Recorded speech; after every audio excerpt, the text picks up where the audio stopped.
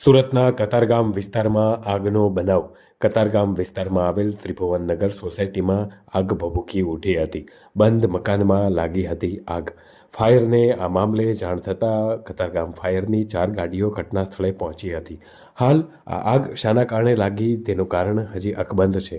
ત્યારે ફાયર વિભાગ દ્વારા પાણીનો મારો ચલાવી અને આગ પર મહામહેનતે કાબૂ મેળવ્યો હતો.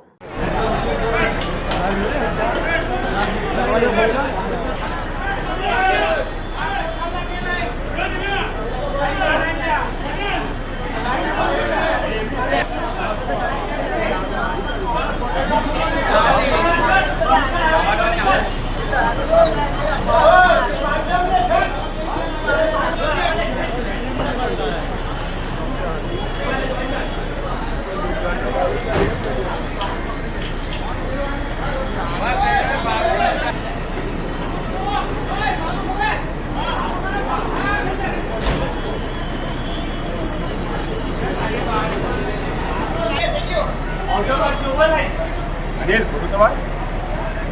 Kamu sudah bisa dari aku.